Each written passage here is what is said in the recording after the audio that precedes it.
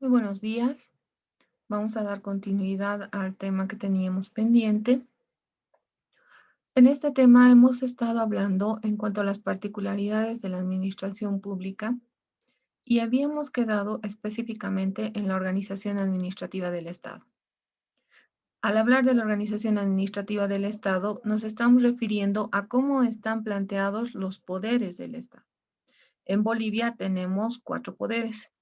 Entre ellos tenemos el órgano legislativo, que está constituido por la Asamblea Legislativa Plurinacional, la Cámara de Senadores y la Cámara de Diputados, el órgano ejecutivo, a cuya cabeza se encuentra el presidente de la República, el vicepresidente y los ministros, el órgano judicial, que tiene entre los diferentes componentes el Tribunal Supremo de Justicia, el Tribunal Constitucional Plurinacional, la jurisdicción agroambiental, la jurisdicción indígena, originaria y campesina y el Consejo de la Magistratura. Y finalmente tenemos el órgano electoral, que está constituido principalmente por el Tribunal Supremo Electoral, un tribunal en cada uno de los departamentos, denominado Tribunal Electoral Departamental, los juzgados electorales, los jurados de mesa de sufragio y los notarios electorales, estos tres últimos que son contratados eventualmente cada vez que existe algún acto eleccionario. En cuanto a la ley de organización del Poder Ejecutivo, esta ley ha ido atravesando por diferentes etapas. De manera que en un principio, en 1826, se denominó como Ley de Organización Provisional del Poder Ejecutivo. Posteriormente, en 1888, se ha denominado como Ley de Organización Política. También se ha denominado como Ley General de Bases del Poder Ejecutivo, como Ley de Organización y Administración del Poder Ejecutivo en 1972, como Ley de Organización del Poder Ejecutivo Lope a partir del 2003. A partir de ese año es conocido como la Ley Lope, la Ley de Organización del Poder Ejecutivo. Ha sufrido también algunas modificaciones ya en esta estructura en los años 2003, 2004 y el que conocemos actualmente con base en normativa es la del 2006. Decíamos que con base en normativa, dado que existen decretos supranacionales que se han planteado para poder hacer algún tipo de modificación en base a esta ley que existe actualmente del 2006. Dado así que, por ejemplo, en el 2009 se ha planteado una modificación, sobre todo en relación a la estructura que van a asumir algunos ministerios.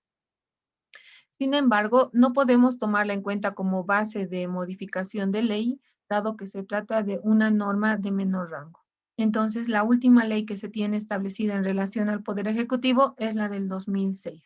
Digamos que esta está sirviendo actualmente de base hasta que se promulgue una nueva ley de organización del Poder Ejecutivo, que plantee una estructura diferente. A partir de la Ley de Organización del Poder Ejecutivo, se pueden evidenciar algunos aspectos que van a caracterizar la actividad del Poder Ejecutivo como tal. ¿Qué quiere decir esto? Del entorno en el que se desarrollará el presidente, el vicepresidente, los ministros y toda la estructura que les corresponde. Además, van a estar relacionados directamente con la definición de políticas, de programas, de proyectos, actividades que van a ir vinculados a las diferentes áreas en las que se va a dividir el Estado en el nivel ejecutivo. Decíamos en algún momento que el nivel ejecutivo del Estado es el que está en contacto directo con la población en relación a satisfacer las necesidades que tiene la población. En ese sentido, es el directamente llamado a prestar los servicios en beneficio del desarrollo de los ciudadanos y ciudadanas. Bajo estos criterios que se ha estructurado la Ley de Organización del Poder Ejecutivo y se han planteado algunos ministerios sobre los que ya hemos ido tratando de manera individual. En este caso, consideremos el Ministerio de Relaciones Exteriores y Culto, que está encargado sobre todo de la actividad diplomática, el ministro de la Presidencia, que va a tener el trabajo de apoyar y respaldar la actividad presidencial directamente, el ministro de Gobierno, que está a cargo de desarrollar las actividades de coordinación al interior de los ministerios, de coordinación con los otros órganos del Estado, y con los organismos sociales. Ministro de Defensa Nacional, que como su nombre lo indica, va a estar orientado a establecer los criterios de defensa en las fronteras, sobre todo, para poder prepararnos ante cualquier contingencia bélica. Ministro de Justicia, que establece los lineamientos de algún requerimiento de normativa que pudiera no estar siendo contemplado. Ministerio de Planificación del Desarrollo, es este ministerio, decíamos, que tiene una importancia significativa en la estructura del Estado, ya que es la que va a establecer el criterio de cómo se va a distribuir el recurso económico entre los diferentes niveles. Vale decir, a niveles municipales, a niveles de gobernación, en qué programas, en qué proyectos se va a gastar cada uno de los centavos que se invierte en el desarrollo de la población. Entonces, es importante el trabajo de este Ministerio de Planificación desde la perspectiva de que tiene que garantizar de que con el recurso escaso que tiene el gobierno nacional pueda alcanzar a satisfacer y a cubrir las necesidades de la población, inclusive para disminuir los índices que tenemos de pobreza a nivel nacional. Entonces, resulta muy importante el trabajo de este ministerio. El Ministerio de Hacienda, que tiene entre las diferentes actividades el tema de establecer los criterios de resguardo del patrimonio y recurso que tiene el Estado. Y además fiscaliza las actividades financieras internamente en Bolivia. Ministro del Agua, que tiene como actividad básica el de preservar el recurso hídrico a nivel nacional. Entre estos, tiene diferentes competencias que van orientadas a establecer áreas de protección para el tema del recurso hídrico y a proteger el recurso hídrico que se utiliza, por ejemplo, para el tema de riego, entre otras actividades que desarrolla. Ministro de Producción y Microempresa. Trata de dar un impulso al sector de la micro, pequeña, mediana y gran empresa, además del sector turístico entre sus diferentes actividades. Ministro de Obras Públicas, Servicios y Vivienda. Este ministerio está vinculado directamente a los servicios con los que debe contar la población para desarrollar sus actividades cotidianas. Hablemos del tema de infraestructura para educación, infraestructura para salud, caminos y aspectos que van a ir relacionados con el tema de infraestructura. Por eso se denomina Ministerio de Obras Públicas, Servicios y Vivienda. Ministro de Desarrollo Rural, Agropecuario y Medio Ambiente. Está vinculado sobre todo a la actividad agrícola y pecuaria. En el tema de fortalecer estas actividades, ya partiendo inclusive desde el momento en el que debemos de proteger los recursos agrícolas y pecuarios con los que contamos, hasta el momento de que esta actividad pueda no ser dañina ni afectar al medio ambiente, de manera que pueda preservarse el medio ambiente en las condiciones de suelo, agua, aire, flora, fauna y ecosistema en general, y pueda garantizarnos a largo plazo condiciones óptimas en el tema ambiental. Ministro de Hidrocarburos y Energía, que va a estar ligado con la administración, control de los recursos estratégicos del Estado, como son el tema del petróleo, el gas y prontamente el tema del litio, ¿no? Ministro de Trabajo. Este ministerio está relacionado con las actividades y protección de quienes se encuentran actualmente con una fuente laboral que tiene una garantía en cuanto a un contrato. ¿Qué quiere decir esto? Que todas aquellas personas que tienen un contrato de largo plazo o un contrato trimestral, pero con una verificación por este ministerio, entonces van a tener el resguardo y la protección por parte de este ministerio. Este ministerio se basa en lo que es la Ley General del Trabajo, que da por cumplimiento, por ejemplo, las 8 horas de trabajo que debe de cumplirse, además el tema de beneficios sociales que debe de tener el funcionario público, entre otros tipos de garantías que brinda, no solamente al sector público, claro, sino también al sector privado en cuanto a sus trabajadores. Ministerio de Educación y Cultura, Este ministerio tiene la tarea de planificar y establecer políticas para poder desarrollar la actividad educativa en el país, en los diferentes criterios, en los diferentes niveles, desde el nivel preescolar hasta el nivel universitario y superior, pasando por niveles de educación alternativa y educación especial. Además, tiene como objetivo entre sus principales actividades el hecho de generar algún nivel de desarrollo tecnológico, de manera que la educación tenga un avance no solamente hasta el nivel de educación superior. Y finalmente el Ministerio de Salud y Deportes, que tiene como actividad principal precautelar y preservar la salud de la población boliviana, de manera que debe de encargarse de garantizar que se cuente con la infraestructura necesaria, con el personal necesario y el equipamiento necesario para prestar estos servicios en el tema de salud. Adicionalmente, se suma al tema de la salud el tema de la medicina intercultural y el tema de deporte. En el tema de deportes, importante sin duda, ya que a partir de incentivar en la juventud y en la población de cualquier edad la actividad deportiva, se está logrando generar en estas personas condiciones que van a optimizar la salud por sí mismos. Entonces, están vinculados estos dos temas y por tanto, este ministerio tiene el trabajo de apoyar a ambos. Vamos a hablar también en cuanto a quiénes están a la cabeza del órgano ejecutivo y en este caso vamos a hacer referencia al presidente y vicepresidente. ¿Quiénes pueden ser presidentes y vicepresidentes? De acuerdo al artículo 166 de la Constitución Política del Estado, la presidenta o el presidente y la vicepresidenta o vicepresidente del Estado serán elegidas o elegidos por sufragio universal. ¿Qué quiere decir esto?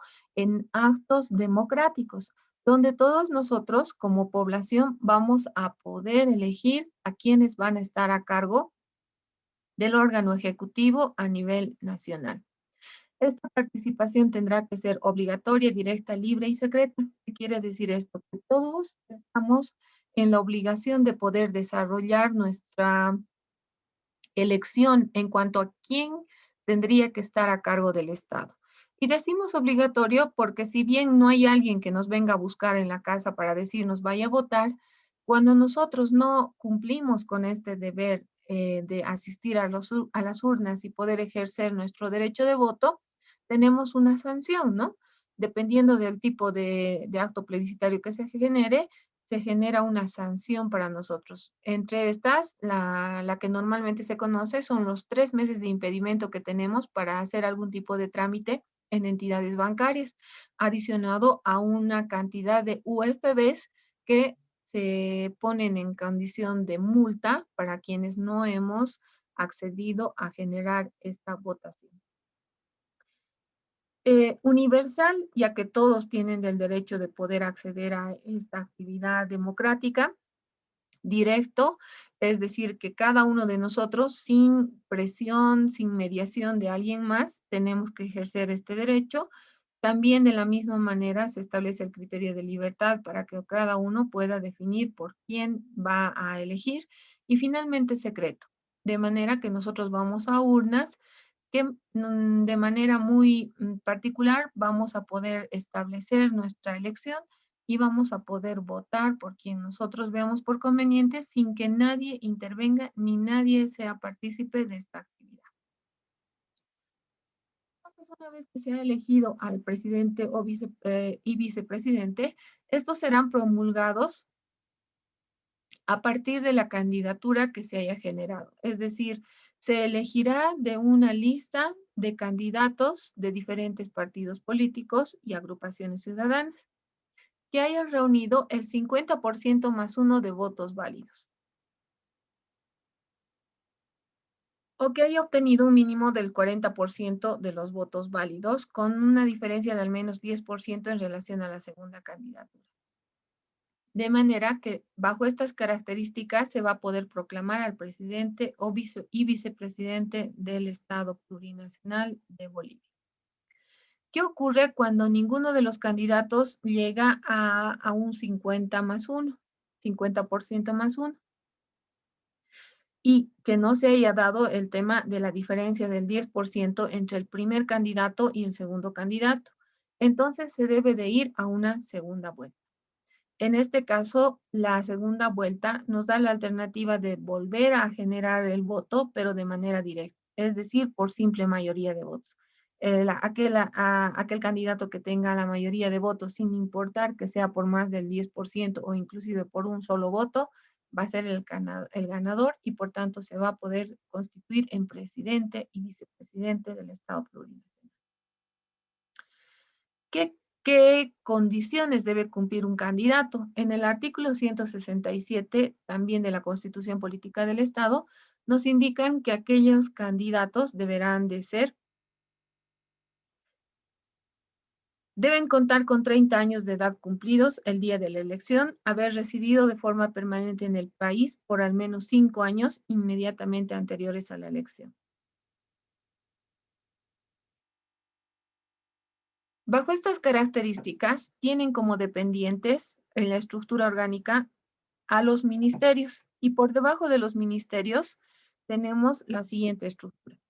En el nivel ejecutivo, normativo ejecutivo, tenemos a los ministros.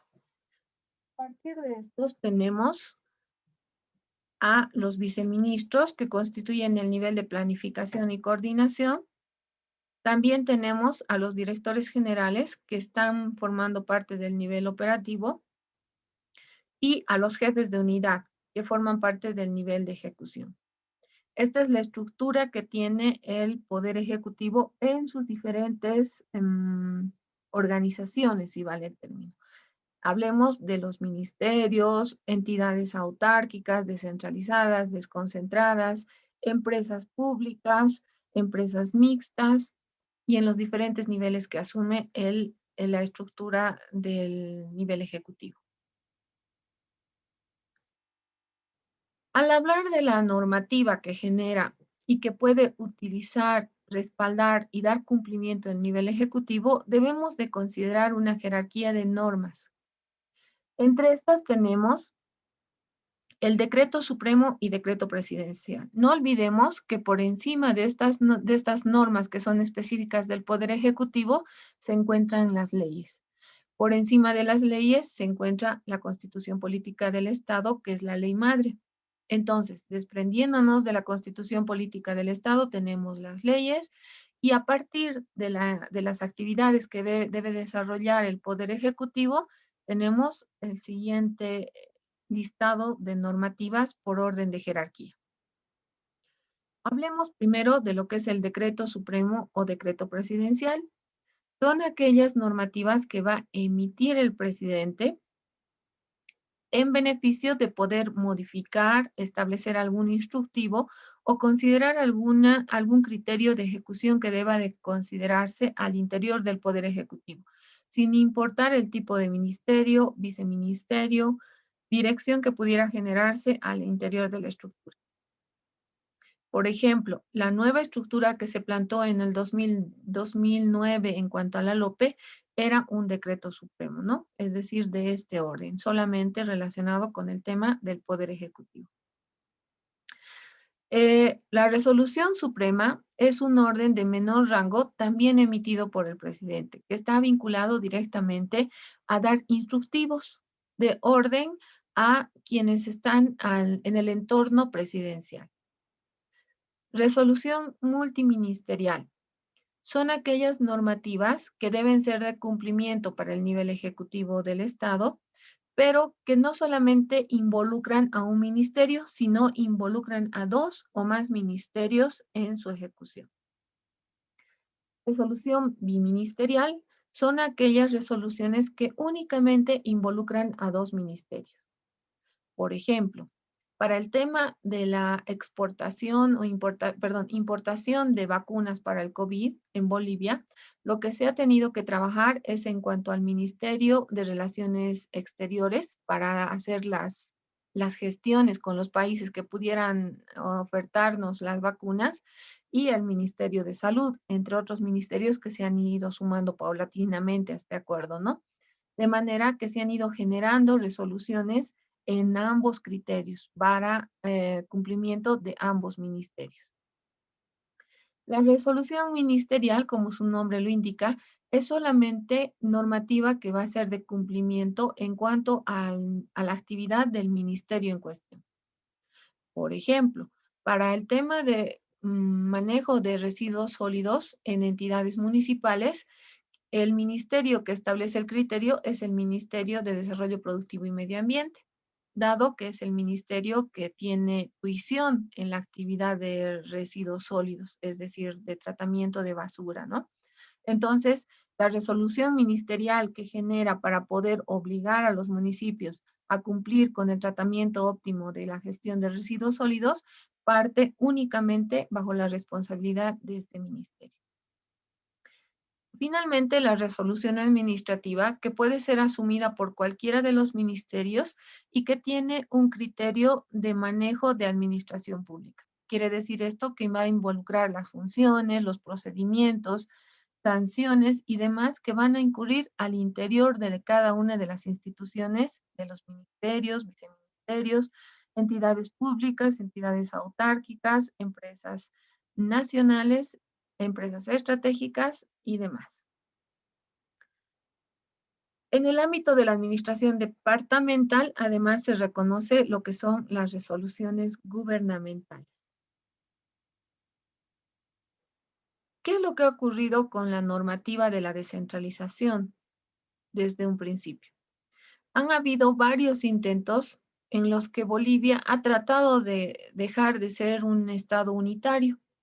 Entre ellos tenemos, por ejemplo, la Ley 1551 de participación popular, que ha aperturado en alguna medida el criterio de centralismo que se tenía anteriormente, ¿no? Antes de este año, lo que se optaba era que las políticas, programas, proyectos y todo aquello que debería de establecerse en beneficio de la población, lo establecía el nivel central sin criterio de ningún otro sector. A partir de este año, en la participación popular, se establecen lineamientos de participación de quienes forman parte de la población. De manera que estas personas que formamos parte de la población tenemos derecho a organizarnos y quienes nos representan en estas organizaciones puedan participar de la definición de cómo debe de invertirse el recurso en beneficio de la misma población. Además, establece un elemento sumamente importante, ¿no? Lo que es el tema del control social. ¿Qué quiere decir esto? Que no solamente participan en la etapa de planificación, sino que durante la ejecución de programas, proyectos y actividades, la población tiene el derecho de poder solicitar informes de avances, informes de adjudicaciones de proyectos y busca un mayor nivel de transparencia en la administración. Luego se viene lo que es la Ley 1654 de descentralización administrativa. Ha tratado de igual manera de no centralizar toda la actividad, de no llenar al nivel central del Estado de toda la responsabilidad de la administración pública. Entonces, han establecido algún nivel de división del trabajo y desconcentraciones a niveles departamentales y en algunos casos hasta niveles municipales. Pero se ha tratado solamente de una descentralización administrativa. Quiere decir esto, se han empezado a abrir sucursales, si vale el término, de cada uno de los ministerios en los niveles departamentales sobre todo. Y cuando los departamentos ya eran muy grandes, como en el caso de Santa Cruz, Cochabamba y La Paz, inclusive se han descentralizado hasta niveles municipales. Entonces, este criterio obedece sobre todo a una perspectiva administrativa. Luego tenemos lo que es la Ley 2028 de municipalidades. Les decía que antes de la Ley Marco de Autonomías, esta ley era la ley madre para los municipios. Establecía cómo tenía que ser la estructura del municipio, establecía cómo tenía que ser el orden en cuanto a la inversión, en cuanto al orden social, en cuanto al orden cultural y demás aspectos relacionados con el tema de la inversión pública en un municipio. Sin embargo, nuevamente tenía una falencia, ¿no? Y era justamente el hecho de que establecía que todos los municipios tuvieran las mismas características y por tanto, digamos que no era efectiva en la ejecución que se tenía. Y por esta razón ha sido necesario adelantar esta ley. También tenemos lo que es la ley 2235 de diálogo y recursos del HIPIC, que establece un criterio de recoger un recurso que se tenía en calidad de préstamo y poderlo disponer en beneficio de la reducción de algunos indicadores de pobreza. ¿Qué es lo que nos dice el criterio?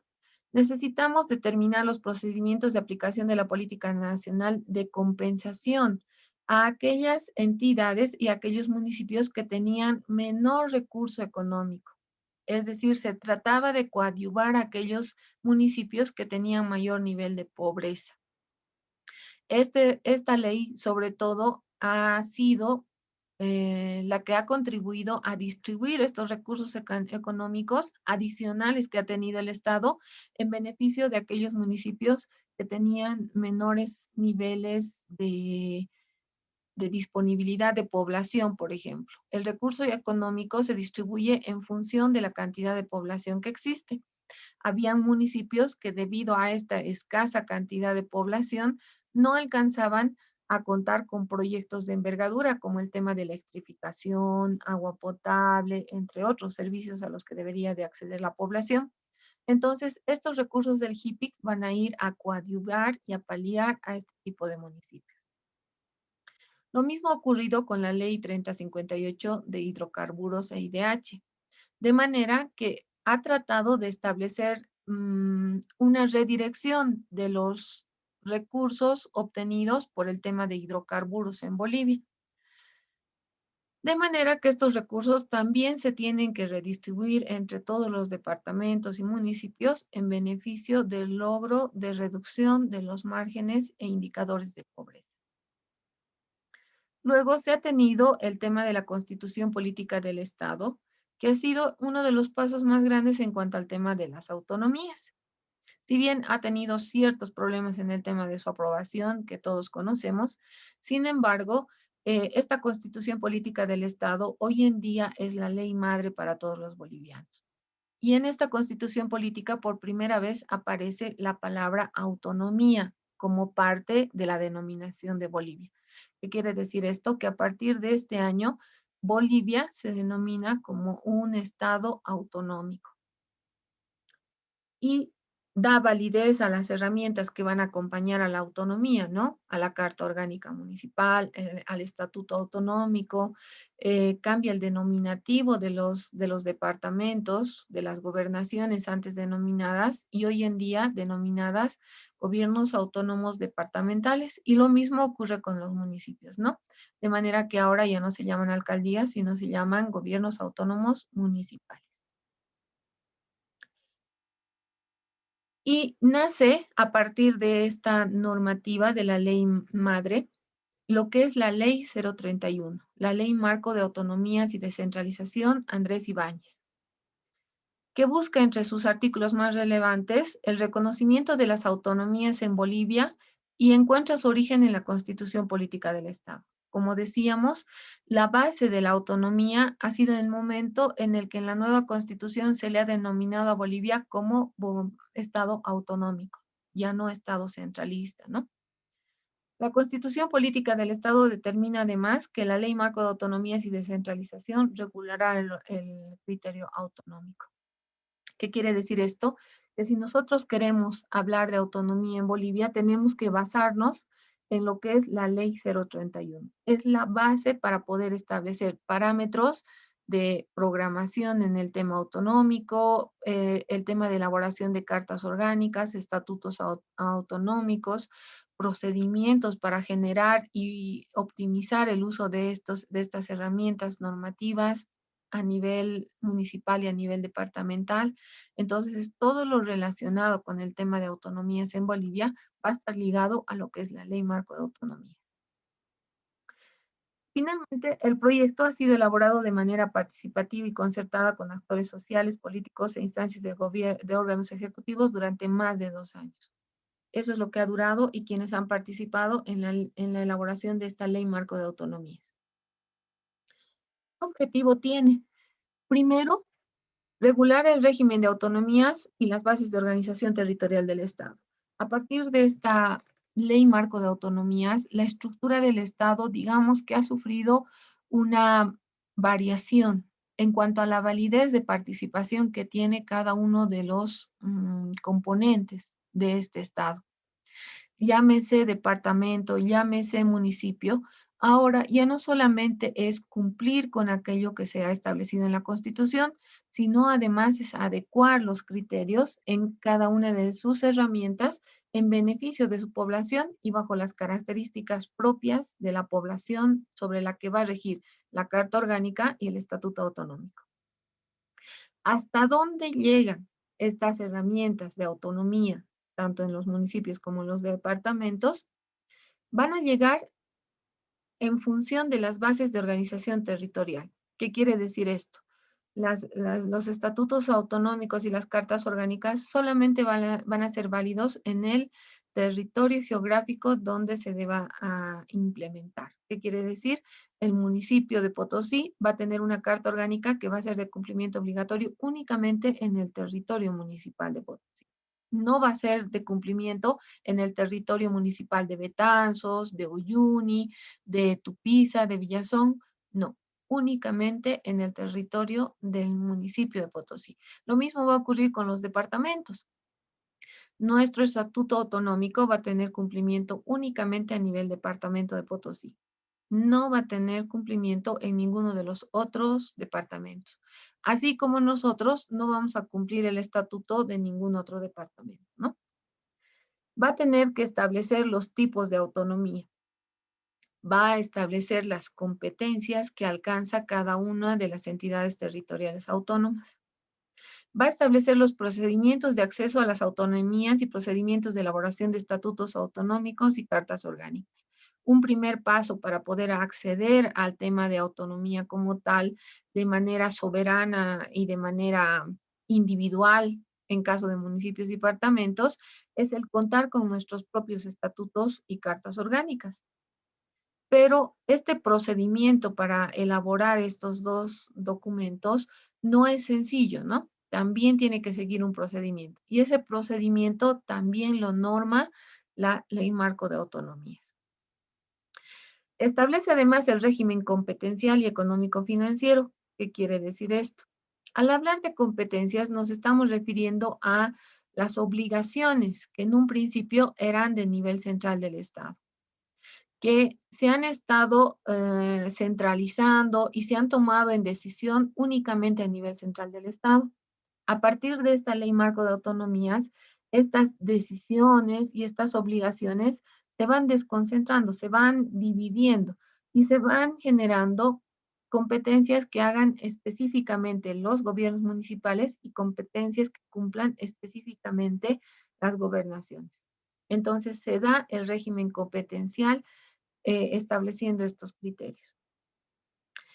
Otro alcance que tiene es la coordinación entre el nivel central del Estado y las entidades territoriales autónomas. Esta ley va a servir del nexo entre el nivel central del Estado y los municipios y las gobernaciones. Porque en algún momento, al hablar de autonomía, algunas entidades territoriales autónomas, llámese gobernación o municipio, asumen, digamos, un criterio de desconcentración, de manera que ya no quieren formar parte ni no vinculan al Estado en estas actividades. Esta ley es el nexo que va a evitar que ocurra eso. De manera que si bien no somos ya centralistas, pero sí tiene que haber una relación, porque finalmente quien define el recurso económico, quien establece los recursos que a nivel nacional van a existir para poder distribuirlos entre los diferentes municipios y gobernaciones, están a nivel central del Estado.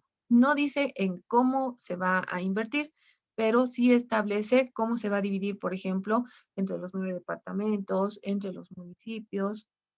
Entonces, esta ley, marco de autonomías, establece los lineamientos, ¿no? De cómo se va a generar este nexo entre el nivel central del Estado y las entidades territoriales autónomas. Y finalmente, nos da un marco general de la participación y encontrón social en las entidades territoriales autónomas.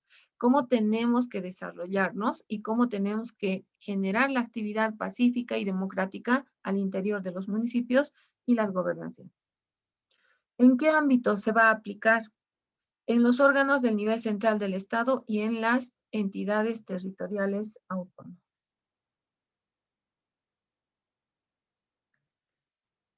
¿Qué funciones va a cumplir la autonomía? En el caso de la administración de organizaciones indígenas originario campesinas, va a impulsar el desarrollo integral de estas naciones y pueblos, así como la gestión de su territorio, sobre todo en estas comunidades que sean identificadas realmente como indígenas y originarias. ¿Qué quiere decir esto? Que tengan cultura, que tengan organización, que tengan condiciones que los hacen em, propios, digamos, y han ido rescatándolo desde sus ancestros. De manera que esto no ha ocurrido con todas las comunidades. Muchas comunidades han ido asumiendo algunos criterios de otros países por el tema de la migración, de otras culturas por cercanía a otras comunidades u otros municipios. Sin embargo, algunas comunidades han preservado la cultura y la identidad que tenían desde hace muchos años. Entonces, a estas comunidades es que se les reconoce este nivel. Y claro, tiene que ser previa realización de una gestión, ¿no? De un trámite, de manera que se garantice y se evidencie, que evidentemente son organizaciones indígenas, originarias y campesinas. La autonomía departamental. La autonomía departamental está relacionada a los departamentos. En Bolivia van a existir 9 autonomías departamentales porque tenemos 9 departamentos. La autonomía municipal, que busca impulsar el desarrollo económico local y humano a través de la prestación de servicios públicos a la población, así como coadyuvar al desarrollo rural. Todo lo que esté involucrado en un municipio. Si un municipio es meramente rural, entonces va a involucrar el tema del impulso a la actividad rural. Si un municipio es netamente urbano, entonces también va a ir involucrado a la actividad que debe desarrollarse en beneficio de la población en condición urbana. ¿Cuál es la diferencia? Que en la actividad, en el entorno urbano, sobre todo se va a considerar el trabajo en base a organizaciones de característica urbana. Por ejemplo, las juntas vecinales, comités cívicos y algún otro tipo de organización de orden urbana. En cambio, en el ámbito rural, dado que las actividades, sobre todo económicas, son diferenciadas, están vinculadas sobre todo con el tema de la actividad agropecuaria. Entonces van a existir otro tipo de organizaciones. Organizaciones originarias como el tema de curacas, como el tema de autoridades comunales, responsables de riego, centros educativos. Hay muchas otras autoridades que por usos y costumbres se van identificando a nivel comunal. Entonces, dependiendo de las características que tenga cada uno de los municipios, va a tener que establecer una responsabilidad sobre esta población en las características que tiene y además va a tener que coordinar con las autoridades elegidas por esta población en su representación. Luego tenemos la autonomía regional, que busca promover el desarrollo económico y social en su jurisdicción mediante la reglamentación en las políticas públicas departamentales en la región en el marco de sus competencias conferidas.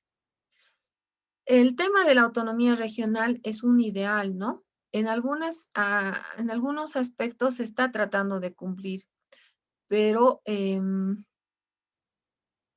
digamos que todavía no se está llegando a una ejecución total. ¿Cuál era la idea de la autonomía regional? La idea era de que se puedan unir varios municipios o incluso varios departamentos que tengan ciertas características similares y puedan generar una región. Por ejemplo, hablemos de la región sur, centro, norte en Bolivia. De manera que nosotros podríamos hacer una coalición con Tarija y con Chuquisaca, por decir, y hacer una autonomía regional, establecer normativa que pueda beneficiar a estos 3 departamentos o, en su defecto, establecer una autonomía regional municipal De manera que, por ejemplo, los municipios de la región centro, hablemos de Potosí, Betanzos, Chaquí, Puna, todos aquellos que están en la región centro puedan reunirse y establecer una autonomía regional por las características productivas, sociales, culturales que tienen y establecer lineamientos de acción que puedan beneficiar a esta región. Pero en algunos casos se ha logrado establecer, por ejemplo, en la región del Chaco se está queriendo establecer esta autonomía, aunque todavía está incipiente. Los 9 departamentos por mandato de referéndum accedieron a la autonomía departamental, de manera que una vez que se ha proclamado la Ley Marco de Autonomías, ya los 9 departamentos pueden emitir leyes y también ha ocurrido esto con los municipios. Les decía esto en base a la ley supletoria, porque en el caso de Potosí, por ejemplo, ni a nivel departamental ni a nivel municipal no contamos todavía con carta orgánica ni estatuto autonómico aprobados. El gobierno autónomo departamental va a tener su propia estructura. ¿Cómo va a estar consolidado? Va a haber una asamblea departamental. Esta asamblea departamental va a tener facultades deliberativas, fiscalizadoras, legislativas en el ámbito de sus competencias. Dado que es el ente legislativo, es quien tiene que generar leyes, tiene que fiscalizar el cumplimiento de estas leyes y tiene que discutir y analizar ambos criterios. Para poder plantear leyes, va a haber alguno de los asambleístas que va a plantear algún criterio en cuanto a una normativa. Va a ser de conocimiento y de discusión de todos quienes forman parte de la asamblea departamental y posteriormente van a votar a favor o en contra para aprobar o no estas normativas. Una vez que se establezca la normativa por la participación y aprobación de la mayoría, entonces debe de entrar en la etapa de fiscalización. ¿Qué quiere decir fiscalización? Deben de garantizar su cumplimiento, deben de velar por el cumplimiento de esta normativa. En condición de que se va a establecer la elección de los asambleístas, en condición de territorio, población, equidad de género y representación indígena, originaria y campesina. Quiere decir esto que debe haber un representante en cada uno de estos casos. Territorialmente hablando, de todas las regiones, población de todas las edades y condiciones, hablando de género, pueden ser hombres y mujeres equitativamente y que tengan representación también indígena, originaria y campesina, ¿no? El órgano ejecutivo, por su parte, a nivel departamental, va a estar presidido por un gobernador y autoridades departamentales, cuyo número y atribuciones serán establecidos en el estatuto autonómico. Por eso, cuando nosotros hagamos la tarea que tenemos ahora pendiente con las cartas orgánicas y estatutos autonómicos, vamos a poder ver cuál es la característica de estructura que han asumido algunos departamentos y algunos municipios muy particulares por las características de la población que tienen. ¿Cómo se va a elegir al gobernador? Se va a elegir con listas separadas de los asambleístas, organizaciones institucionales del Ejecutivo. ¿Cómo se va a establecer la organización? Se va a adecuar al relacionamiento y coordinación entre los niveles centrales del Estado. ¿Qué quiere decir esto? Que van a establecer los criterios también vinculados a el lineamiento que ha establecido el nivel central del Estado. Vamos a ver esto en el tema de planificación. A nivel central del Estado, en el tema de planificación, se generan líneas estratégicas de acción. Estas líneas estratégicas de acción son de cumplimiento, digamos, a nivel central del Estado y también deben verse reflejadas a nivel departamental y municipal. En ese sentido, por ejemplo, una de las líneas que se tiene es el tema de la educación, la salud, el impulso de las micro y pequeñas empresas, así como hemos visto la división de los ministerios. Entonces, a nivel departamental, también tiene que haber un ente que responda en esa línea para poder dar continuidad. Si el nivel central del Estado en el Ministerio, por ejemplo, de Salud ha decidido invertir X cantidad de dinero para el tema de las vacunas, entonces en el nivel departamental debe haber un responsable de salud, de manera que este va a ser el encargado de ejecutar esa inversión a nivel departamental. Y lo mismo va a ocurrir a nivel municipal. Debe haber un responsable que dé ejecución en el nivel que le corresponde a este tema, por ejemplo, que tiene que ver con todos los niveles, ¿no? En el tema de salud. Lo mismo ocurre en educación, en deportes, en la ley del trabajo, en el tema de explotación de recursos estratégicos y otros que hemos visto en la organización central, ¿no? Entonces, establecemos esa estructura también. En Potosí, por ejemplo, estas estructuras están definidas por secretarías. Cada uno de las autoridades que siguen al gobernador son secretarios, secretario de Desarrollo Económico y Productivo, secretario de Administrativo y Financiero, secretario de Salud, Deporte, etcétera, de manera que van a dividirse bajo esa estructura, ¿no? ¿Qué ocurre en la autonomía municipal? Todos los municipios tienen la condición de autonomías municipales sin necesidad de cumplir requisitos ni procedimientos previos. Como les decía, también la ley supletoria va a apoyar a los municipios a cumplir con actividades autonómicas mientras no tengan su propia carta orgánica, como es el caso de Potosí. En este caso, ya el municipio asume una nueva denominación, se denomina Gobierno Autónomo Municipal y va a estar constituido por dos órganos, un órgano legislativo y un órgano ejecutivo.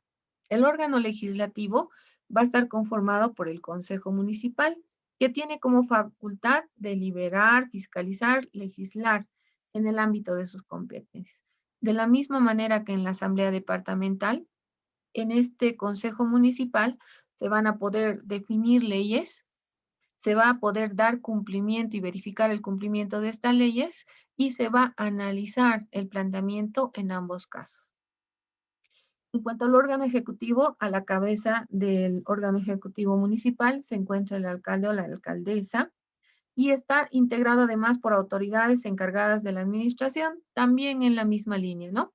De manera que tiene que haber secretarías, también se denominan secretarías en Potosí, que respondan a dar cumplimiento a estos lineamientos que a nivel nacional se establecen como estratégicos. Que no podemos negar, digamos, que son necesidad básica de la población, como son el tema de la educación, la salud, el tema del desarrollo productivo, entre otros, ¿no? Entonces, todas estas estructuras que se definen estarán marcadas en la ley, en la carta orgánica de cada uno de los municipios, en la ley marco de autonomías en condiciones generales y en la ley supletoria en caso de que los municipios no tengan carta orgánica. Lo mismo ocurre con las autonomías indígenas originarias campesinas, a quienes se denomina así a las naciones y pueblos indígenas originarios que podrán acceder a la autonomía en la jurisdicción de una unidad territorial a través de las siguientes vías. Uno, que sean territorios indígenas originarios campesinos. Segundo, que pudieran ser municipios íntegros que puedan denominarse bajo este criterio, o puedan ser regiones indígenas originarios campesinas. Es decir, varias comunidades que por las características puedan reunir una condición de autonomía indígena originaria campesina. ¿Qué facultades va a tener? Las facultades deliberativas, fiscalizadoras, legislativas, reglamentarias, ejecutivas y jurisdiccionales. Podrán expresarse de manera oral o escrita con el único requisito de su registro en las entidades correspondientes, salvo en el caso de los que quieran una acreditación a nivel nacional.